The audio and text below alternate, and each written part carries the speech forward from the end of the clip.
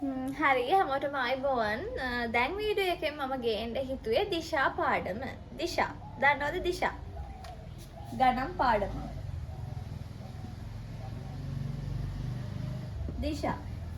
ළමයි ප්‍රධාන දිශා හතරක් තියෙනවා. මොනවද ප්‍රධාන දිශා හතර?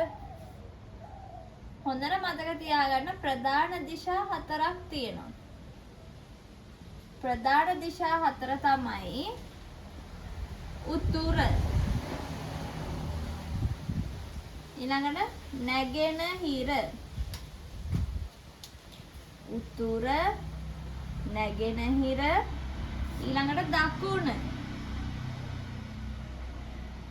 ඊළඟට බස්නාහිර. ඔන්න ඔය හතර තමයි ප්‍රධාන දිශා හතර. හරිද? උතුර නැගෙනහිර දකුණ බස්නාහිර. ප්‍රධාන දිශා හතරක් තියෙනවා. ඊළඟට අනු දිශා. අනු දිශාත් ළමයි හතරක් තියෙනවා. අනු දිශාත් හතරයි. මම ඒ දිශා හතර මෙහෙම පෙන්නන්න. ඊසාන, නඩ ගිනි කොන, ඊසාන, ඊළඟට ගිනි කොන, ඊළඟට නිරිත්, ඊළඟට වයඹ. ඔන්න ඔය ටික තමයි අනු දිශා. ඒතොර ප්‍රධාන දිශා හතරයි අනු දිශා හතරකුයි තියෙනවා. ලියා ගන්න බලන්න. ප්‍රධාන දිශා හතරයි අනු දිශා හතරයි. එතකොට ඔක්කොම දිශා කීයද එහෙනම්? ඔව් ඔක්කොම දිශා එහෙනම් 8ක් තියෙනවා. මේ වීඩියෝ එක මේ ස්ටොප් කරලා ඔයගොල්ලෝ මේක ඇඳ ගන්න. මම මේ වීඩියෝ එකෙම දෙන්නේ නැහැ. ඔයගොල්ලෝ ටයිම් එක බලලා මේ ස්ටොප් කරලා මේ දෙකම ඇඳ ගන්න.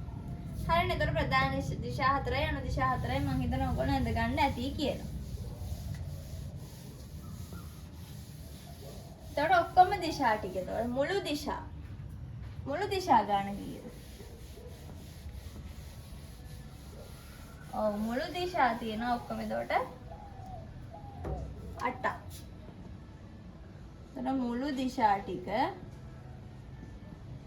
එතකොට ඔක්කොම දිශා නම් දිශා කියලා දෙන්නේ. එතකොට ඔක්කොම දිශා තියෙනවා 8ක්. මොනවාද ඒ 8 එතකොට? මේ විදිහට අඳ ගන්න කුරුසේ වගේ ඇඳලා ඊළඟට එතනින් මෙන්න මෙහෙම තව ඉරි කැලි දෙකක් ඇදලා. එතකොට උතුර ඔගොල්ලෝ අහලා තියෙන උපුල් ඊළඟ නැවෙන් ගිහින් ධම්මි නිදිද බලා වරෙන්. උතුර උපුල් ඊළඟ කියදී ඊසාන, නැවෙන් කියදී නැගෙනහිර,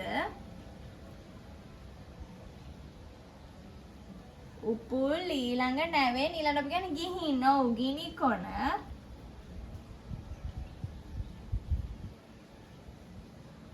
උපුල් ඊළඟ නැවෙන් ගිහින් ඊළඟට ධම්මි කියලා කියන්නේ දකුණු දිශාවට. ධම්මි නිදිද කියදී නිරිත, බලා කියදී බස්නාහිර, වරෙන් කියද්දී වයඹ. උපුල් ඊළඟ නැවෙන් ගිහින් ධම්මි නිදිද බලා වරෙන්. මෙන්න ඔක්කොම දිශා 8. මේකත් එන්න ගන්න බලන්න. මේ කවිය දන්නවා කියලා මම හිතනවා හැමෝම. දන්නේ නැත්නම් මට ඉන්බොක්ස් මැසේජ් එකක් දාන්න. ඔයාලට මම වෙනම කියලා දෙන්නම්. මේ වීඩියෝ එක බලද්දී අම්මලාත් ඉන්නවනේ ළඟ. අම්මලාගෙන් අහුවත් අම්මලා කියේ. එතකොට උපුල් කියද්දී උතුර පළවෙනි එකේ. ඊළඟ කියද්දී ඊසාන, නැවෙන් කියද්දී නැගෙනහිර, ගිහින් කියද්දී ගිනි කොන, ධම්මි කියද්දී දකුණ, නිද්ද කියද්දී නිරිත, බලා කියද්දී බස්නාහිර, වරෙන් කියද්දී වයඹ. මෙන්න ළමයි ඒතර ඔක්කොම දිශා 8. හරිද? මේකත් එහෙනම් ලියා ගන්න.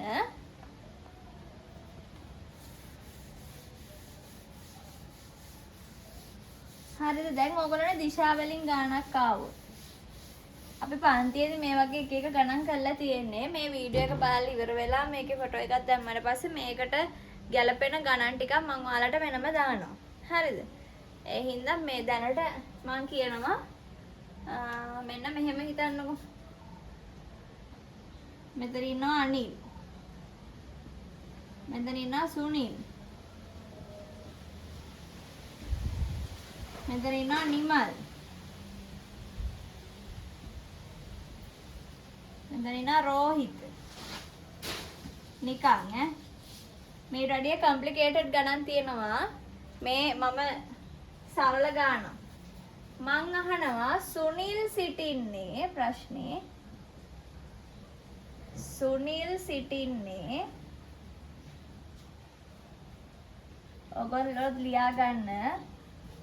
සුනිල් සිටින්නේ රෝහිතට කුමන දිශාවෙන්ද?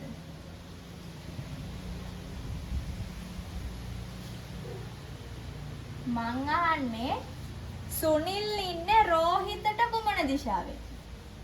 ඒ කියන්නේ රෝහිතගේ පැත්තෙන් බලද්දි සුනිල් ඉන්නේ මොන පැත්තෙන්ද කියලා අහන්නේ. ප්‍රශ්නේ හොඳට බලන්න. සුනිල් සිටින්නේ රෝහිතට කුමන දිශාවෙන්ද? රෝහිත එක බලද්දි සුනිල් ඉන්නේ එක.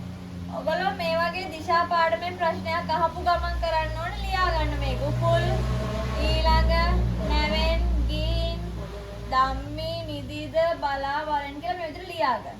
ලියාගත්තාම දැන් මෙතන අනේ සුනිල් ඉන්නේ රෝහිතට කුමන දිශාවෙන්ද? ඒක රෝහිත එක්ක බලද්දි සුනිල් ඉන්නේ මේ පැත්තේ. මේ පැත්ත කියන්නේ මොන පැත්තද මේ? මේ පැත්ත කියන්නේ මොන පැත්තද? ඔව් නැගෙනහිර. ඒතකොට නැගෙනහිර දිශාවෙන්. හරිද? නැගෙනහිර දිශාවෙන් ඉන්නේ. ඊළඟ ප්‍රශ්නේ.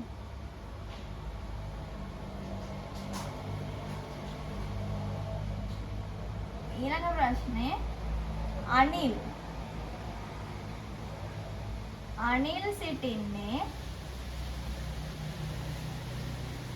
ඊළඟ ප්‍රශ්නය අනිල් සිටින්නේ සුනිල්ට කුමන දිශාවෙන්ද?